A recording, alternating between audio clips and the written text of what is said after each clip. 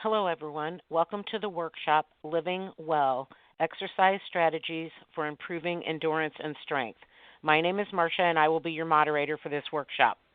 It is my pleasure to introduce today's speaker, Noel Espiritu.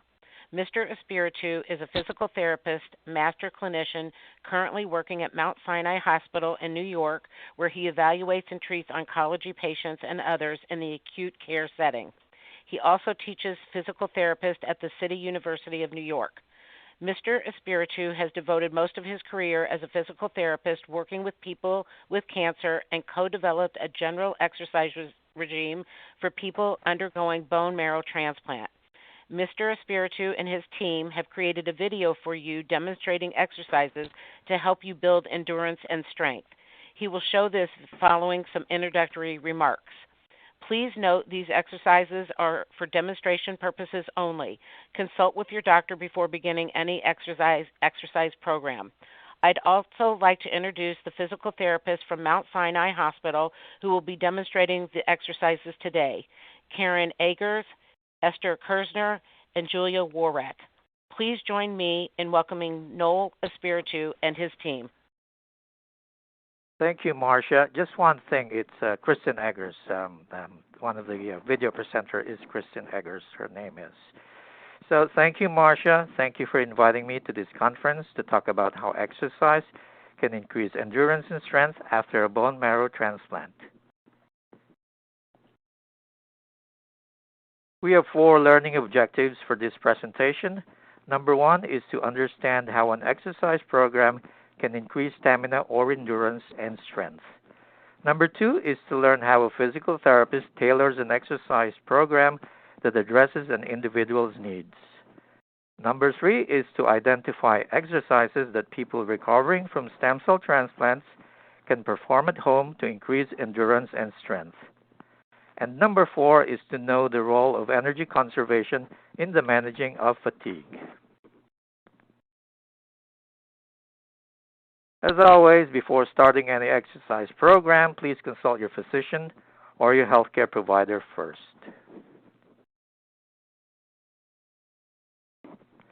Yesterday, Dr. Sirkin did an excellent presentation about fatigue. I just want to reinforce a few things from that presentation. First is the definition of fatigue.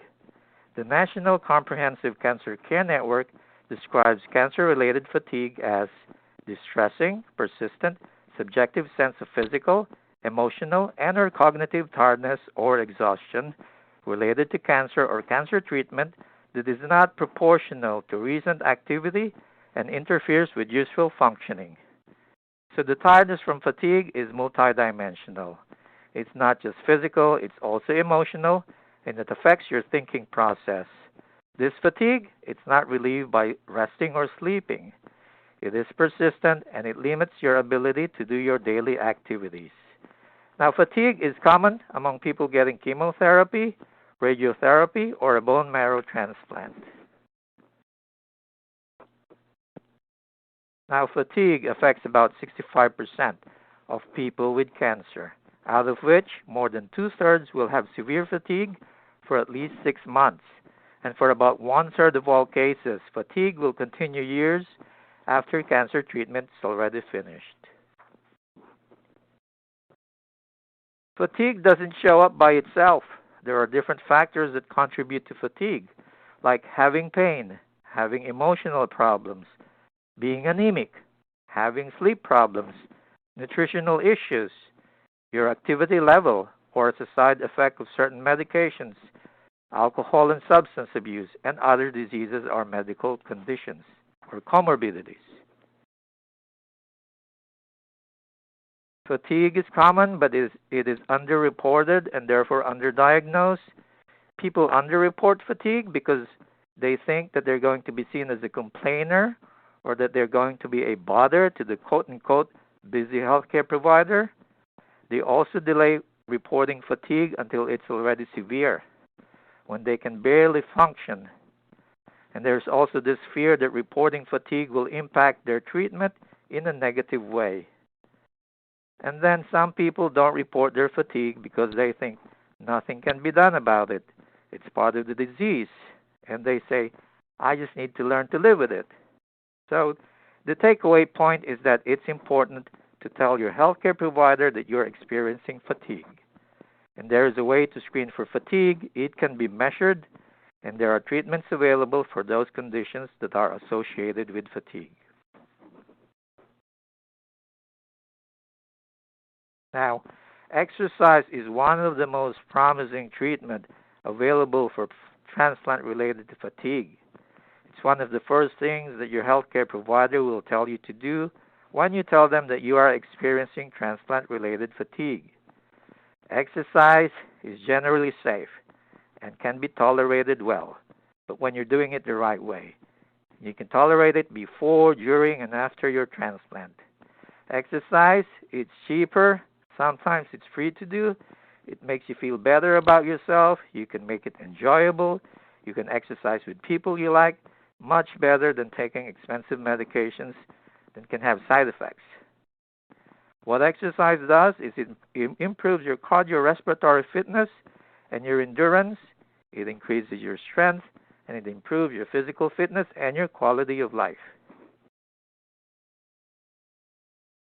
Now, according to the exercise guidelines for cancer survivors, published by the American College of Sports Medicine, the ACSM, there is evidence that exercise lowers the risk of developing some cancers like colon, breast, endometrial, kidney, bladder, esophageal, and stomach cancers.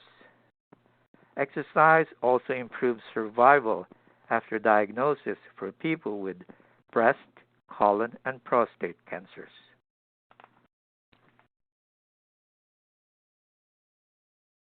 But despite all these benefits available for people who exercise, less than half, only about 45% of cancer survivors say that they do any regular physical activity.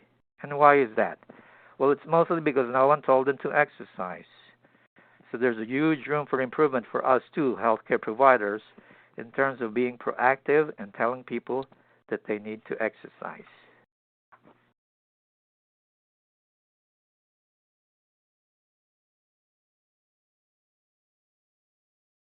I would like to point out the difference between physical activity and exercise first before we start talking about the transplant.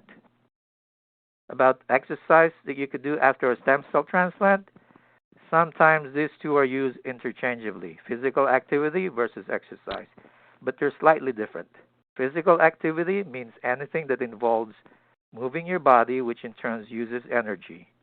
When you clean your house, when you walk your dog outside, you are engaging in physical activities. And they're all good, and they have their own benefits.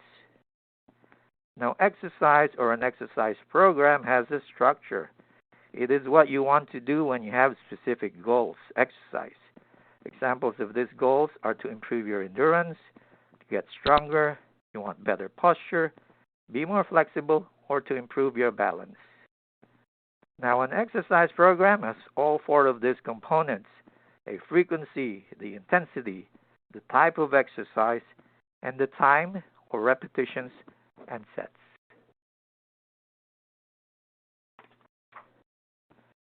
So now we're going to talk about the types of exercise that you can do after your transplant. First, aerobic exercise. Aerobic, also called endurance or cardio, is a type of exercise that can help reduce transplant-related fatigue.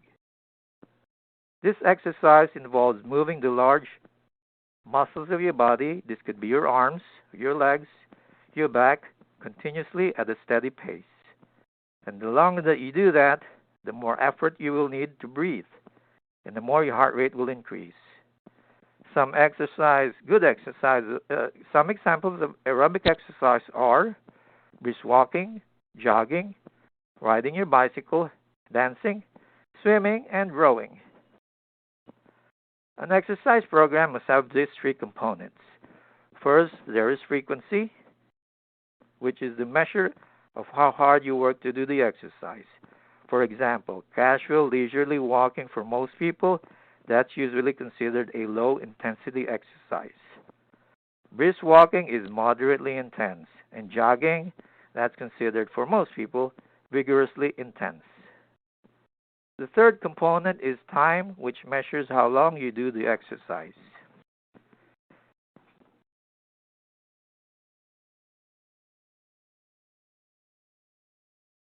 Now, one thing to keep in mind with regards to intensity when doing aerobic exercise is that exercise intensity is subjective. How fit you are determines how you perceive intensity. Obviously, if you're fit or you have good conditioning, you'll find an exercise to be less intense than someone doing the same exercise who is not as fit. And also, within ourselves, how we perceive intensity can sometimes change if we compare certain time points in our lives versus another.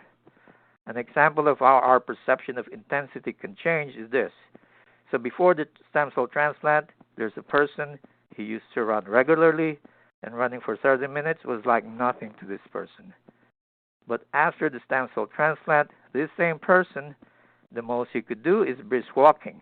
And even then, he can only do it for 15 minutes, and then he gets tired. So our perception of intensity changes depending on how fit we are at a given moment in time. You can estimate the intensity of your exercise by doing any of those two things, two tests. The first one is by using a scale of 0 to 10. Now think of 0 as the effort that you give when you're sitting, and think of 10 as being the highest level of effort that you can exert. A moderate intense exercise should be around a 5 or 6 effort, and a vigorous intense exercise would be around a 7 or 8 effort.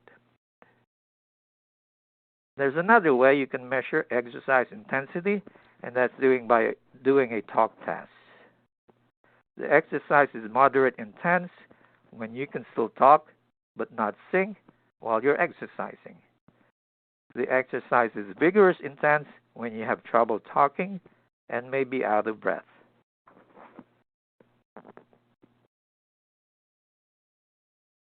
Strength or resistance training or weightlifting exercise increases muscle strength, power, and size, and it can also improve your endurance.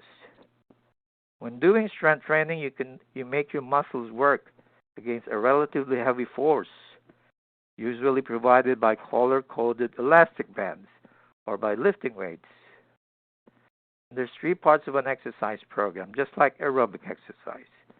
First is the intensity, which is the force or weight that you're working against. That's compared to how strong you are. The frequency, how often you exercise, and repetitions and sets, which is how many times you're doing a specific activity. So you don't really need to go to a gym or buy expensive equipment to do strength exercise. They're not really a requirement. There are ways to do strength exercise at home. For example, you can use elastic bands, dumbbells, or kettlebells, or you can use your body weight as resistance, like when you do push-ups or pull-ups, or you do those chair sit-to-stands exercises. Now, some of the exercise that we talked about, like jogging, dancing, or lifting weights, can be considered as weight-bearing or weight-loading exercise too. Weight-bearing exercises are good for promoting bone growth and strength, but be aware that weight-bearing exercise, especially the high-impact types like kickboxing, may not be effective or safe for you to do if you have certain orthopedic conditions, like problems with your joints, your hips, your knees, or conditions that make your bone weak, like osteoporosis. Studies are also inconsistent as far as whether these types of exercise provides bone health benefits for cancer survivors. So check with your healthcare provider first to know if weight-bearing exercises are good for you to do. Flexibility or stretching exercise helps your joints move through their fullest range of motion. And the video portion of this presentation will show you the best ways to stretch the different muscles of your body. The last type of exercise that we will talk about is multi-component exercise. For example, dancing, yoga, tai chi, or engaging in sports. The exercise combines muscle strengthening, aerobic, and some form of balance activities But because there's many types of yoga and different types of sport, there's no currently standard recommendations about these types of exercises.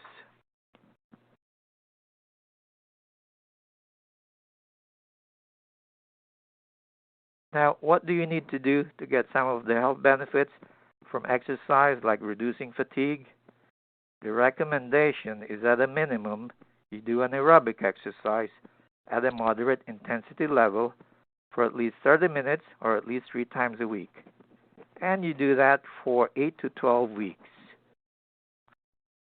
Keep in mind that this is a general recommendation and that some people after transplant, especially those who are dealing with other medical conditions, might find this hard to accomplish, but others might find this doable after a few sessions of training. And then there will be some, of course, who will find this to be too easy and might need a higher goal. Because as far as your exercise journey is concerned, the starting point, the midpoint, and the end point for everyone, they're all going to be different. The key is in knowing where exactly you should be in your exercise journey and making sure that you try to advance to the safest and most appropriate level.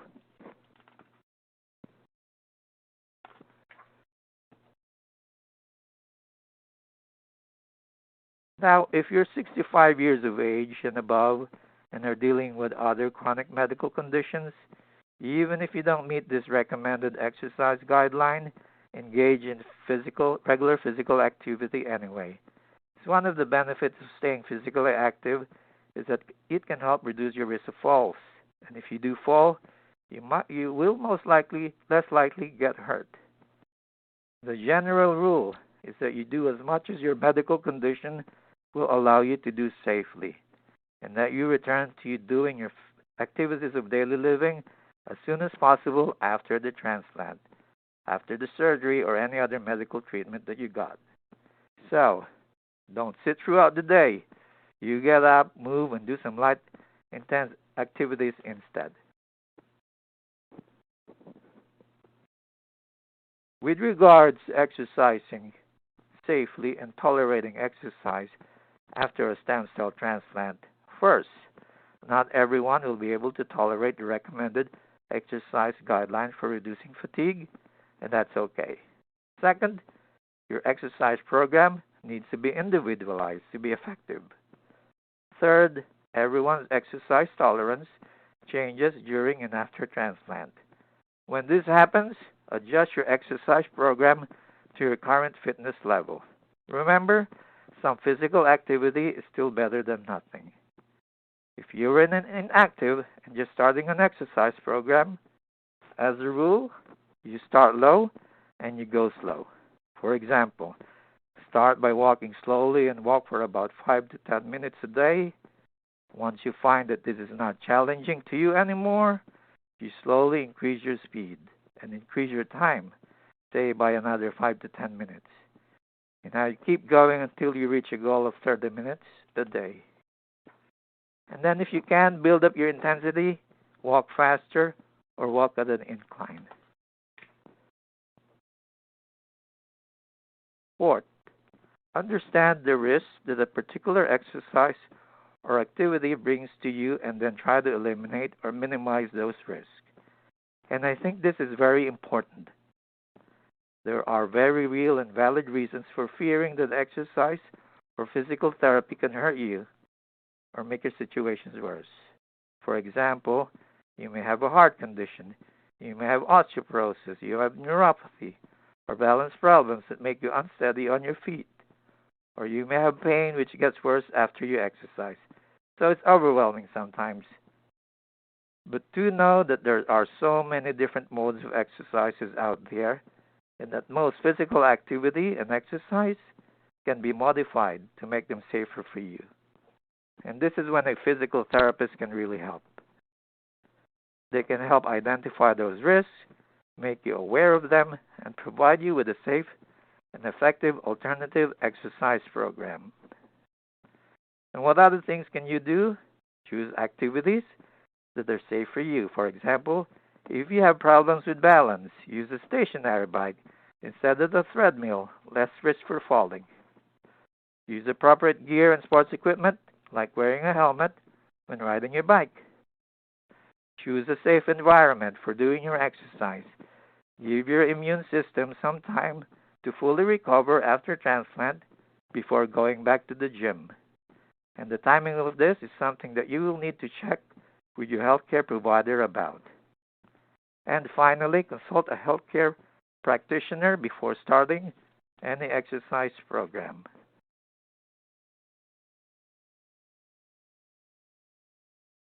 For those who have not seen a physical therapist yet, this is what we do to tailor an individualized exercise program for our clients.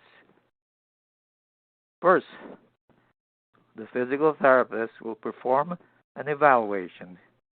We will look at your current medical condition and the treatments that you're getting, including the medications that you are taking. We will assess your strength, your range of motion, your balance, the way you move, your functional status, and your overall level of fitness, among other things. The physical therapist will then synthesize all this information to make a safe exercise plan for you to achieve your goals. And then we'll give you an exercise program to do in the rehab gym and at home. We will make sure that you're doing your exercises correctly and you're using the right technique. And as your condition improves, we will reassess, adjust your exercise program, and continue doing this until you eventually achieve your physical therapy goals. And finally, we will discharge you from the physical therapy program with specific instructions on how to continue your exercise at home or in the community.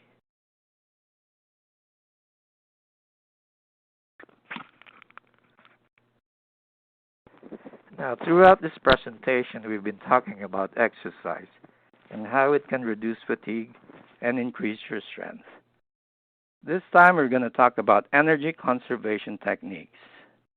Energy conservation, unlike exercise, does not improve your stamina or endurance, nor will it increase your strength. But it will help minimize fatigue for you when you have to do certain things. If your endurance is very limited or you have breathing problems, these techniques will be helpful for you. First, you set priorities. For example, look at the things that you want to do during the day or week and find out which ones are important and needs to be done and which can be put off for another day. What you want to do is do the important ones first, those that need high energy first, so that if you run out of energy, then you can leave the less important tasks to be done for another day. Second is by pacing yourself. So don't rush, go slowly, and don't hold your breath. Instead, practice deep breathing and pursed lip breathing. And those two we will show you during the video presentation that comes next. If you become tired while doing something, stop and rest. And if you can't continue, finish whatever you're doing for another time or day when you're not as tired. Third is by delegating. And I know for some this is hard to do, and we would rather just struggle. But if you have too many important or high energy things to do and you can't do them, try to delegate and don't hesitate. Ask your family and friends for help. Fourth is by scheduling your activities. So plan not to do too many things in one day. Spread them out evenly during the day or week. Fifth is by using labor-saving and assistive devices. For example, for dressing, you can use long-handled tools like a dressing stick, a shoehorn, or a sock aid for putting socks on. And finally, you conserve your energy. Rest before and after you do something. If you can do your activity sitting down, that would be easier for you. You just go ahead and do that. Some final words about how you can ensure success in your exercise journey. Number one is to advocate for yourself. If you are experiencing fatigue, even if it's not severe, let your healthcare provider know. Number two is to educate. Continue talking with other professionals who can give you exercise advice. Of course, vmtinfo.net, one major source of helpful information. Number 3, to have realistic goals. And this is something that you get by having a conversation with your healthcare provider. Number 4 is to use a team approach. You are the most important person in this team, most definitely. Do make sure you're not alone in this process. Discuss with your doctor about the need to be referred to professionals such as physical therapists, occupational therapists, or dietitians. Number 5 is focusing on safety. Number 6 is using a holistic approach. There are many factors that contribute to fatigue, as to be screened by your healthcare provider for those factors and seek treatment. Fatigue is multidimensional, so do take care of your mental and emotional health as well. And number 7 is to continuously find ways to increase your commitment to your exercise journey. You can do this by scheduling your exercise in your calendar, picking a time to exercise when you have the most energy to do the exercise, doing activities that are enjoyable for you to do, and exercising with someone who can keep you accountable, what we call an exercise buddy.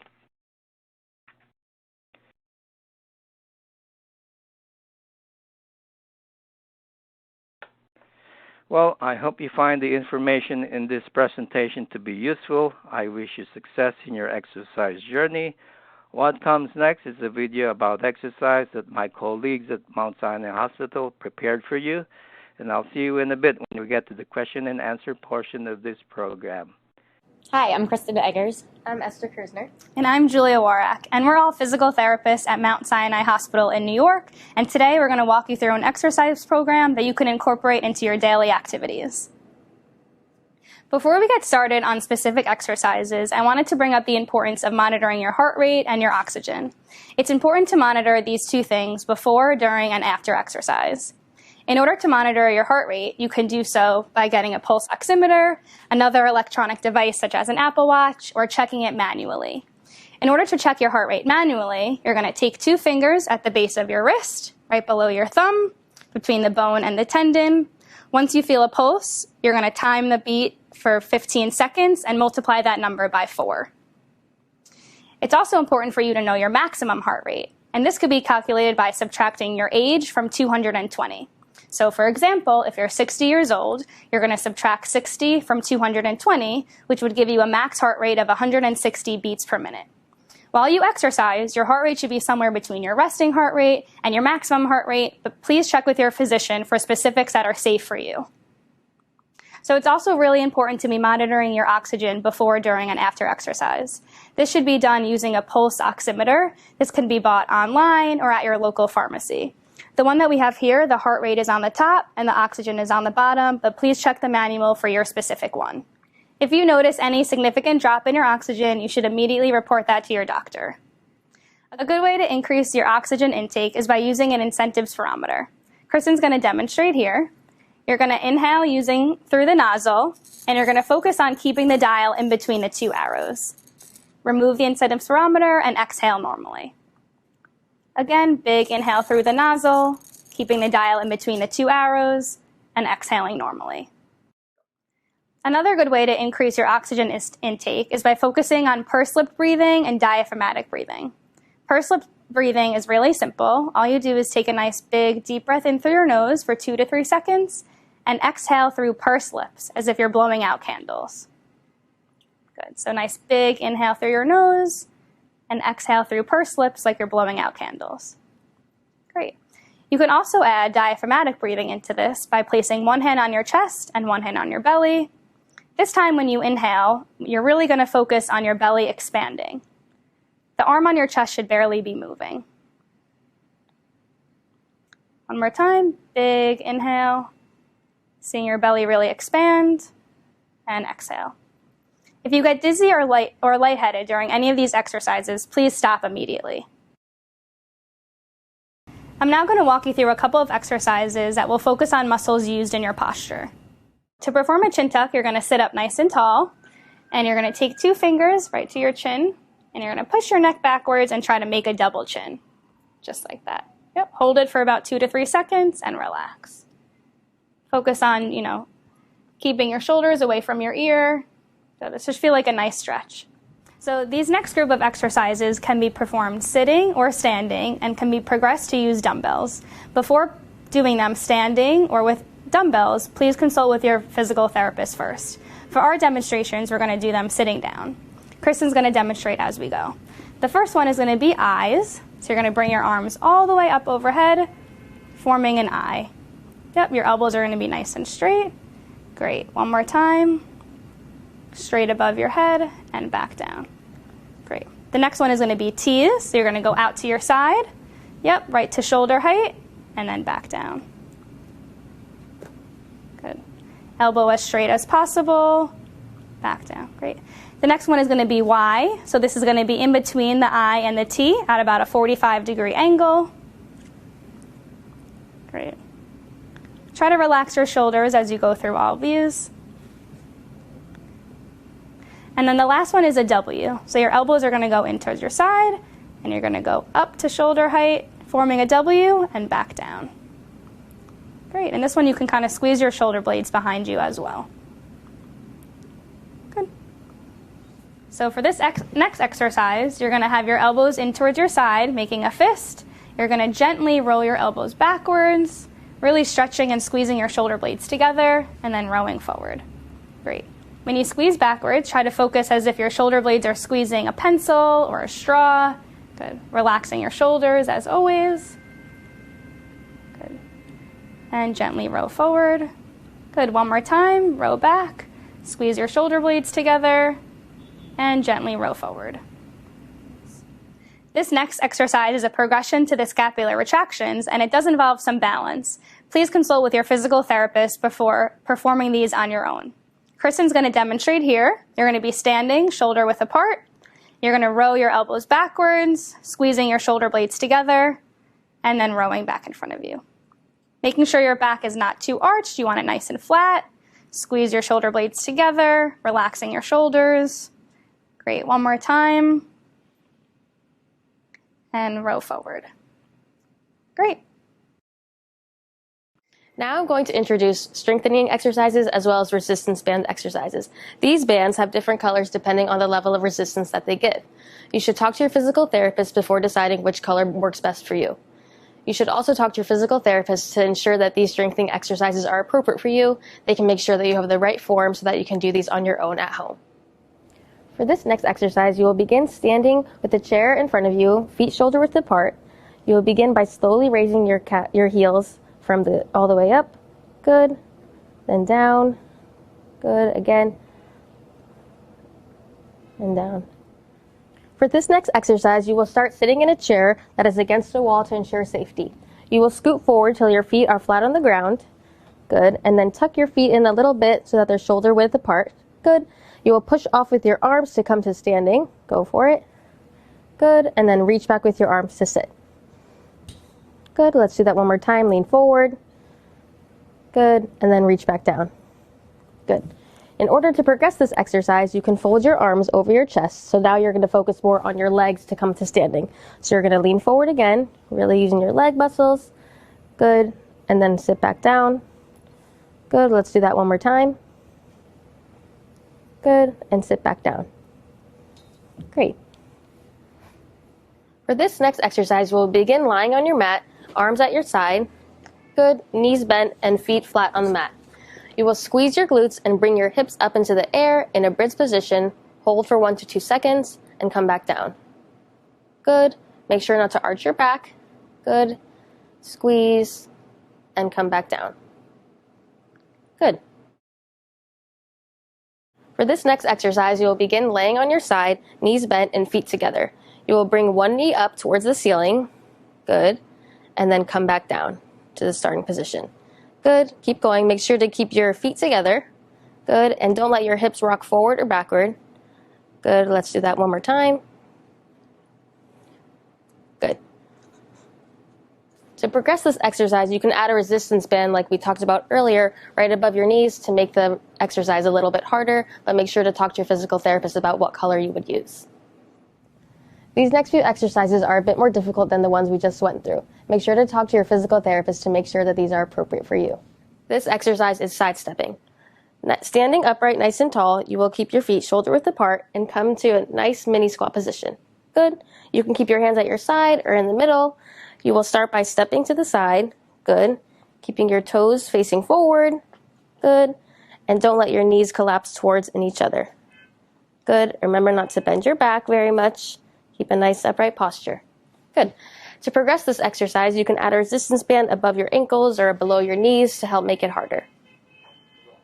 The next exercise is wall sits. You will begin standing one step in front of a wall. You will place your back against the wall. Good. And slide down until you're in a mini squat position. Imagine you're sitting in an invisible chair. You will hold this for about 15 to 20 seconds. Make sure to keep your toes pointing forward. Don't let your knees collapse in. Keep your back straight. This next exercise is lunges. You begin standing next to a counter or a chair to ensure safety. You will have your feet shoulder width apart. Good. And then with one leg, you will slowly come down to the floor into a lunge position. Good. Carefully return to the starting position and then come out with the other leg. Good. Lunge position and then come back. Good. Let's do another one. Make sure to keep your back straight. Lunge down. Good. You can progress this exercise by adding dumbbells to make the exercise more difficult. Make sure to talk to your physical therapist before doing so. This next exercise is bird dogs. You will come onto the mat on all fours. Good. You will start by alternating and reaching out one arm straight out, holding for 1 to 3 seconds. Good. Alternate with the other hands. Make sure to keep your back straight and don't let your hips rock. Good. Let's do that one more time. Good. Other arm. Good. To progress this exercise, you can reach out opposing arm and leg at the same time. Good. Bring the other arm and leg out at the same time. Hold for a few seconds. Good. Make sure to talk to your physical therapist to ensure that you have the correct balance and safety for this exercise. Now I'm going to talk about different types of aerobic exercise. Make sure you talk to your physician about your own specific heart rate parameters before you start a new aerobic exercise program. Now I'm going to show you how to use a treadmill. So the first thing you do when you get on a treadmill is you find the safety clip or the safety bracelet. You're going to put that on first. And then you can step up onto the treadmill and turn it on.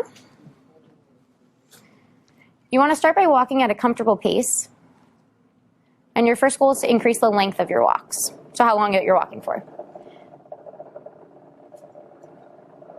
Once you've done that, you can start playing around with the speed that you're walking. And you can also start changing the incline of the treadmill.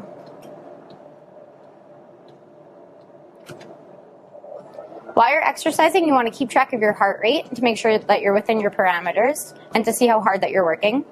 You can also monitor your intensity by doing something called the talk test. The talk test is you try talking on the treadmill. If you're able to talk, but you're not able to sing because you're too out of breath, you know that you're working at a moderate level of intensity.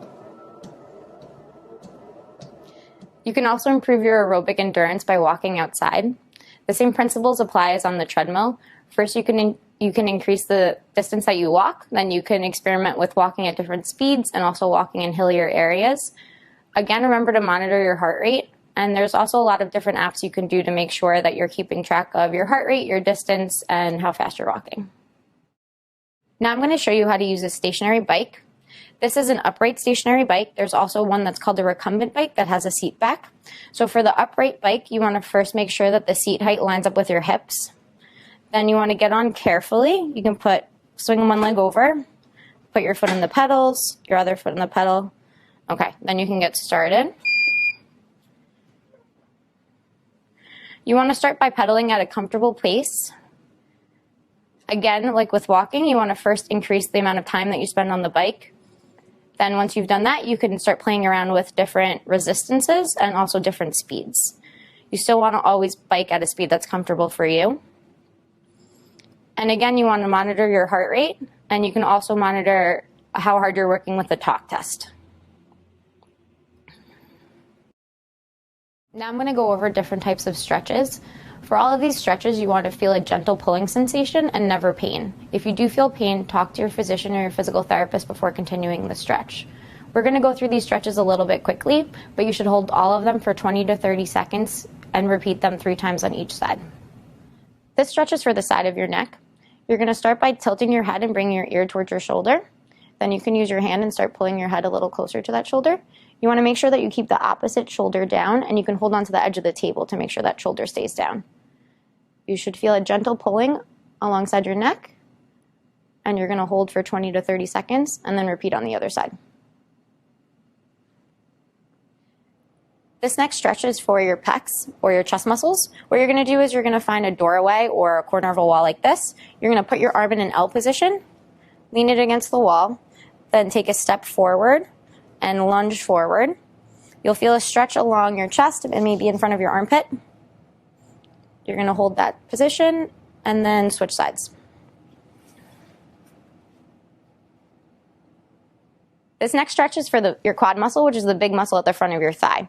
You're going to start by holding onto a steady surface. You're going to kick your foot back behind you and grab your ankle. In this position, you'll feel the stretch going down the front. But if you want to deepen the stretch a little bit, you can pull your foot in closer towards you. And another way to deepen the stretch is you're going to squeeze your glute muscles and you're going to push your pelvis forward. And you're going to hold this stretch and then repeat on the other side. So this stretch is for your gastroc muscle, which is the back of your calf. You're going to find a wall, be about arm's distance away. Put your hands against the wall and now take a big step backwards. You're going to feel the stretch in this back calf muscle. Now you can lean forward into a lunge position and you'll feel a stretch along that back calf. If you need to adjust the position of the back foot to feel the stretch better, that's okay. You're going to hold the stretch and then switch sides.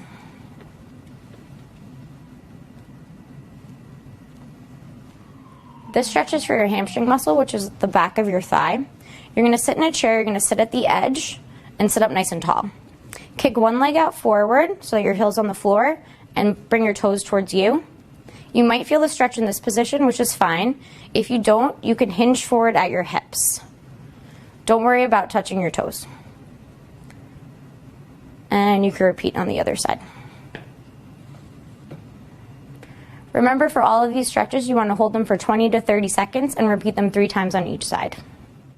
Thank you guys so much for tuning in. We hope that you found it educational. Thank you, Mr. Espiritu, and your team for this excellent presentation. We will now begin the question and answer session. If you have a question for Mr. Espiritu, please use the chat box on the left side of the screen to submit your question. We will answer as many questions as possible. Our first question is, I exercise, but I still get short of breath when I do things. Any suggestions? Okay, so you exercise, but you still get tired when you do things. So in this case, I would like to, you would want to take a look at what you're doing in terms of doing your exercise. You might be exercising below your capacity, meaning you probably could do more in terms of doing your exercise, so your body is not getting challenged enough. In this case, your endurance is not getting better because you're not challenging your systems. Either that or you might be doing too much and your body systems can't keep up with the exercise, and then you get tired the rest of the day and the day after. So you might want to take a look at those two things. The other thing I can think of is that you might want to see if anything new have come up by way of those contributing factors to fatigue that we talked about. Are you having problems eating? Are you not sleeping as well lately? Maybe you're getting anemic, so try to take a look at what's happening as far as that is concerned too. The answer is really be a little bit more systematic, be like a detective, try to figure out what's going on in your case and why you're not improving and still getting tired even if you're doing your exercise. Okay.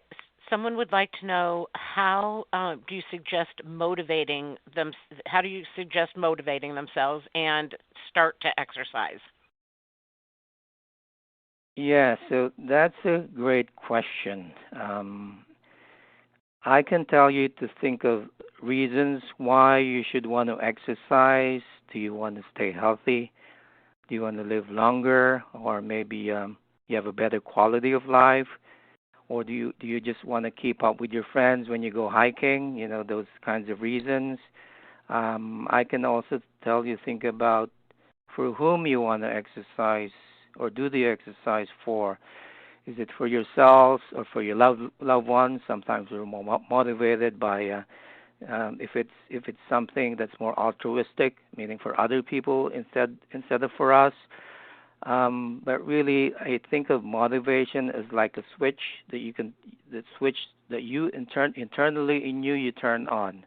I can tell you reasons why it's good for you to exercise. In the end, you have to find your own reasons why you want to exercise.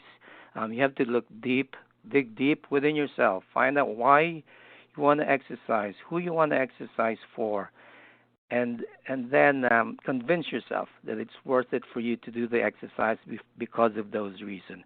So that's internal. That's something I suggest that you search inside yourself, because only you can turn that motivation switch on. Even if you hate exercising, try to convince yourself that what you're doing is worth it for those reasons that you identify. I actually prefer the word commitment. Commitment is easier. I mean, just if you want to exercise, what will make it easier is the question. What will make it easier for you to commit to doing exercise? And I think we dealt with that with one of the slides during that presentation. You could just try to reference that, like making a schedule on your calendar, so that you're committed to to doing the exercise, or doing exercise with your friends, or having a workout buddy who can make you accountable. You can make each other accountable for exercising. So those kinds of things. Try to find ways by which you can commit yourself better to doing your exercise. So yeah. Hopefully that turns your motivation switch on. Are there specialized exercise programs for older BMT survivors who have considerable osteoporosis and osteoarthritis? Are these available online? So if you have severe or considerable osteoporosis and osteoarthritis, my recommendation is not to go online. My recommendation is have something more individualized for you, because online information is usually generalized. And if you have osteoporosis or osteoarthritis, that affects different parts of your body, and you may be able to modify exercises based on what your body part is affected. So I would recommend having something more individualized, like an individualized advice, like going to a physical therapist. If bone loading is an issue, you can go. I mean, if less bone loading is what you want, you can, if you're permitted to, you can probably go to a community pool or your own pool if you have that kind of money, and that's better for you if you have osteoporosis. But yeah, my suggestion is instead of going online, have something more individualized for your condition. I am 10-year post-allo stem cell transplant, and I have never regained my full strength. I have exercised daily for over 40 years, but since the transplant, when I try to do anything more than the basics, I injure or pull something, so I have to stop for weeks or months. I have been in physical therapy several times and just can't seem to get beyond the basics. Any suggestions? Yeah, I would look more into why you're having those pains and aches, and what's happening when you say you're pulling something. I think you need to step back a little bit, maybe scale down, and have those issues taken care of. You may have other issues, as far as you getting easily hurt is concerned. This might be something that you need to speak with a healthcare provider about and step back a little bit from doing the exercise. I am currently doing a Stay Fit program at my hospital's PT center, and for cardio, I mostly do the treadmill. The few times I've done the recumbent bike, it hurts a lot when I get up. they think they're putting pressure on the tailbone. Would the regular bike be better, or should I do the bike for my cardio component? Should I not do the bike for my cardio component? So if the issue is your tailbone, is that... They're saying they think they're maybe putting pressure on their tailbone, so they wonder if a regular bike would be better than the recumbent bike. Yeah, that might be true. That might be the positioning of a recumbent bike, how that tilts your pelvis and then puts more pressure on one area versus another. That could be a position issue. Definitely, if you're safe to do the stationary bike, try that and see if that helps you better. Maybe better padding too. I think most of the stationary bike has the recumbent bike. I think they're firmer on the seat than a stationary bike. So yeah, try that and see if that works. But it could be the tilting of the pelvis, because in the recumbent bike, your pelvis is tilted a little bit more, and it's not in the natural position. What are some exercises for the core? Sit-ups hurt or feel strange in my midsection, so I don't like doing them. Sit-up for the core. Exercise for the core, I think Kristen or Julia or Esther managed to show some of those exercises. I think they did a plank. Some of those you can do, and some of those you can modify. I would refer you back to the video presentations. I think they have an excellent demonstration on exercise for your core. What is the expected duration of fatigue for post-CAR T patients? That one I cannot really say. I don't have any studies to back me up on that, so I'm not the most informed person on that. You may want to check with your healthcare provider. I had a cervical fusion in 2021 due to a tumor. Would you recommend or advise against unmodified dips and pull-ups? Furthermore, how soon should I attempt running?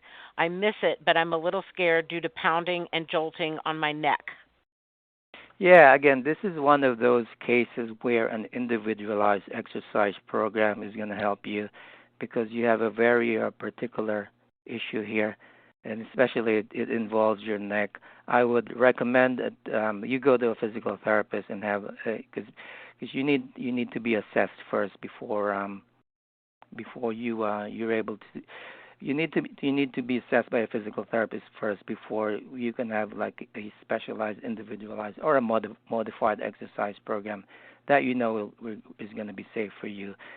Sometimes it is better to go back to a healthcare provider, because the recommendations that they give to you, it comes from a thorough assessment, and that gives you more confidence. It'll make you more confident in that you're doing the right exercise and the most appropriate exercise for you, and that actually ensures success for you when you do the exercise. Okay, we're going to readdress that last question. Sorry for that delay. This will be the last question since we are running out of time, but the question was, I have stiffness in the back part of my leg or crease. I didn't see any exercises to address that part of my leg. Would this be an area that is something beyond exercise, or might this be something to discuss with my primary care physician? Well, definitely discuss with your primary care physician, but if you're saying that the back part of your leg, that sounds like something that you can stretch using one of the techniques that the video presenters showed you. That would be sitting on the chair, keeping your legs straight, pointing your toes towards you, and then leaning forward and holding it for 30 seconds. That should be able to address that issue. But I would suggest going to your primary care provider just in case there's something more going on. On behalf of BMT InfoNet and our partners, I'd like to thank Mr. Espiritu and his team for a very helpful presentation, and thank you, the audience, for your excellent questions. Please contact BMT InfoNet if we can help you in any way. Enjoy the rest of the symposium.